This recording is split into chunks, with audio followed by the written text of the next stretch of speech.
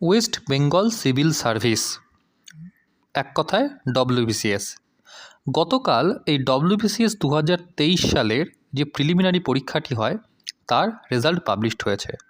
পরীক্ষাটি হয়েছিল গত বছর 16ই ডিসেম্বর, অর্থাৎ প্রায় 7 মাস পর এসে একটা প্রিলিমিনারি পরীক্ষার রেজাল্ট বের হলো। ভাবা যায় 7 মাস অপেক্ষা করানোর পর একটি প্রিলিমিনারি পরীক্ষার রেজাল্ট বেরোনো। এখনও মেন্স আছে, ইন্টারভিউ আছে, এতেই প্রায় 1-1.5 বছর কেটে যাবে।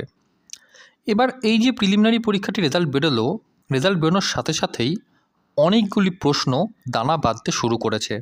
কী রকম?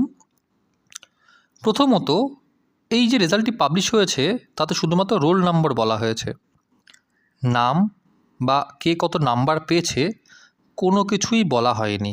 শুধুমাত্র যারা পাশ করেছে তাদের রোল নাম্বারটি মেনশন করা হয়েছে।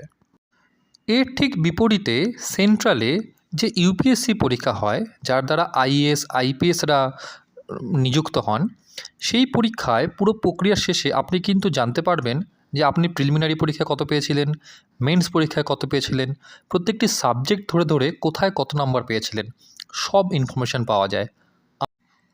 অন্যদিকে এই ডব্লিউবিসিএস পরীক্ষায় একজন পরীক্ষার্থী কত নাম্বার পেয়েছে সেটা কিন্তু আরটিআই না করলে কোনোভাবে জানা সম্ভব নয়। কে কোন সাবজেক্টে ভালো করছে, কে কোন সাবজেক্টে খারাপ করছে, এইটা কিন্তু জানা একজন পরীক্ষার্থীর অধিকার। আমাদের রাজ্যে কিন্তু সেরকম কোনো মেকানিজম নেই। দ্বিতীয় যে প্রশ্নটি মাথায় আসছে সেটি হলো, এই যে রেজাল্ট পাবলিশ হয়েছে তাতে কিন্তু ইকোনমিক উইকার সেকশন যে 10% রিজার্ভেশন দেওয়া আছে তার কিন্তু আলাদা করে কোনো কাট অফ দেওয়া নেই। তাহলে কি ইকোনমিক উইকার সেকশনের যে 10% রিজার্ভেশন সেটা পশ্চিমবঙ্গের মানুষরা বঞ্চিত হবে, পশ্চিমবঙ্গের পরীক্ষার্থীরা বঞ্চিত হবে? সুপ্রিম কোর্ট যখন এই ইডব্লিউএস ক্যাটাগরির রিজার্ভেশনে কোনো প্রশ্ন তুলছে না, তারা যখন শিলমোহর দিচ্ছে, তাহলে আমাদের পশ্চিমবঙ্গে কেন এই ইডব্লিউএস ক্যাটাগরি রিজার্ভেশন দেওয়া হবে না? একদিকে যেমন 27% ওবিসি সংরক্ষণের মধ্যে মমতা ব্যানার্জি নিজে ঘোষণা করছেন যে তিনি 97% মুসলিমদের এই ওবিসি রিজার্ভেশনের মধ্যে নিয়ে এসছেন, তাহলে ইডব্লিউএসরা কী দোষ করল? তৃতীয় এবং সবথেকে মজার যে বিষয়টি, গতকাল এই পরীক্ষার রেজাল্ট পাবলিশ হওয়ার পর থেকে পরীক্ষার্থীরা দেখতে পাচ্ছে সেটি হলো, এই স্ক্রিনে যে কটি রোল নাম্বার আপনি দেখছেন, লক্ষ্য করুন সবগুলো কিন্তু পরপর রোল নাম্বার। এরা সবাই পরপর বসে পরীক্ষা দিয়েছে এবং সবাই পাশ করেছে। কি একটা বিশাল মিরাকেল ব্যাপার না? একদম ওয়াও ওয়াও ব্যাপার। ভাবা যায় এইরকম একটা গুরুত্বপূর্ণ পরীক্ষায় যদি 4 লাখ পরীক্ষার্থী পরীক্ষা দেয় এবং পরপর 5 জন পাশ করে যায়, পরীক্ষার্থীদের মাথায় তো প্রশ্ন আসাটা স্বাভাবিক।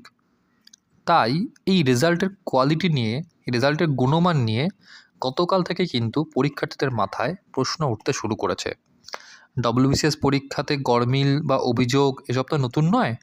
বহু বছর ধরে ডব্লিউবিসিএস পরীক্ষায় কারচুপির অভিযোগ উঠছে। সত্যি না মিথ্যা, ঠিক না ভুল, সেটা আদালতের বিচার্য বিষয়, আমি সেই নিয়ে কমেন্ট করছি না। কিন্তু পরীক্ষার্থীদের মাথায় কিন্তু ডব্লিউবিসিএস পরীক্ষার কোয়ালিটি নিয়ে প্রশ্ন ওঠে, আগে উঠেছে, এখনও উঠছে, গতকাল থেকে আবার নতুন করে উঠছে। এবার খুব স্বাভাবিকভাবেই এটা প্রেডিক্ট করাই যায় যে গতকাল যে রেজাল্ট পাবলিশ হয়েছে তার উপর কিন্তু হাইকোর্টে কেস হবেই হবে। কারণ এক, ওই ইডব্লিউএস রিজার্ভেশন থেকে আমাদের রাজ্যের পরীক্ষার্থীদের বঞ্চিত করা হচ্ছে, এবং 2, ওই 97% মুসলিমদের ওবিসিতে সংরক্ষণ দেওয়াটা আদৌ বৈধ না অবৈধ সেটা নিয়ে কিন্তু একটা প্রশ্নচিহ্ন আছেই। তো এই নিয়ে হয়তো খুব সম্ভবত হাইকোর্টে কেস হবেই এবং এই পরীক্ষার প্রসিডিওরটা আরও লম্বা হয়ে যাবে। এমনিতেই ডব্লিউবিসিএস পরীক্ষার যে পুরো প্রক্রিয়াটা, অর্থাৎ ওই নোটিফিকেশান বের হওয়ার পর থেকে একদম নিয়োগ হওয়া পর্যন্ত, এটা কিন্তু খুবই একটা লেন্দি প্রসেস। 2020 সালের আগে পর্যন্ত, মানে কোভিডের আগে পর্যন্ত এই পুরো প্রক্রিয়াটা মোটামুটি 1 থেকে 1.5 বছর কি 2 বছরের মধ্যে কিন্তু কমপ্লিট হয়ে যেত। ওই 2020 সালে কোভিড আসার পর থেকে আমাদের রাজ্যের ডব্লিউবিসিএস পরীক্ষার যে মেশিনারিটা, সেটা কোথায় যে হারিয়ে গেল কেউ খুঁজে পাচ্ছে না। মানে আগে যেখানে মোটামুটি 1.5 থেকে 2 বছরের মধ্যে পুরো প্রক্রিয়াটা কমপ্লিট হয়ে যেত, আমাদের রাজ্যে ওই কোভিডের দোহাই দিয়ে এখনও পরীক্ষাটিকে টেনে টেনে ওই 3.5-4 বছরে গিয়ে ঠেকেছে।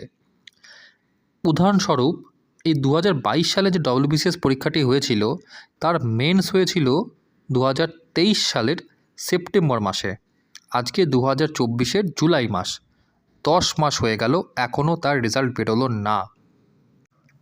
যদি আজকে ডব্লিউবিসিএস 2024-এর নোটিফিকেশন বেরোয়, 6 মাস পর গিয়ে তার প্রিলিমিনারি পরীক্ষা হবে, তারও 7-8 মাস পর গিয়ে তার রেজাল্ট বেরোবে, তারও 6 থেকে 7 মাস পর গিয়ে মেন্স পরীক্ষা হবে, আবার 7-8 মাস পর গিয়ে মেন্সের রেজাল্ট বেরোবে, তারপর ইন্টারভিউ, তারপর ডকুমেন্ট ভেরিফিকেশান, মেডিকেল, চূড়ান্ত নিয়োগপত্র হাতে পাওয়া, এই পুরো বিষয়টিতে প্রায় 3 থেকে 3.5 বছর লাগিয়ে দিচ্ছে আমাদের ডব্লিউবিসিএস পরীক্ষার মেশিনারি। অন্যদিকে কেন্দ্রীয় স্তরে ইউপিএসসি এই একই প্রক্রিয়া প্রায় 10 থেকে 12 লাখ যে পরীক্ষার্থী থাকে তাদের মধ্যে থেকে ঝাড়াই মাড়াই করে 1000 জনকে বাছতে তারা সময় নিচ্ছে 14 মাস। ফেব্রুয়ারি মাসে নোটিফিকেশন বেরোয়, পরের বছর জুন মাসের মধ্যে কিন্তু ফাইনাল রেজাল্ট বেরিয়ে যায়। আর আমাদের রাজ্য ওই 2-2.5 লাখ স্টুডেন্ট থেকে 2-2.5 লাখ পরীক্ষার্থী থেকে ওই ফাইনাল 300-400 জনকে বাছাই করতে সময় নিচ্ছে 3.5 মাস। সত্যিই এগিয়ে বাংলা। তো যাই হোক না কেন, যারা গতকাল যে রেজাল্ট পাবলিশ হয়েছে তাতে পাশ করেছেন সবাইকে শুভনন্দন। সবাই আরও পরিশ্রম করুন, সামনে মেন্স পরীক্ষা আছে, মেন্স পরীক্ষাতেও পাশ করুন, এটুকুই আশা রাখবো। আর আমার চ্যানেলটি ভালো লেগে থাকলে আমার চ্যানেলটি লাইক করুন, সাবস্ক্রাইব করুন, শেয়ার করুন। ধন্যবাদ।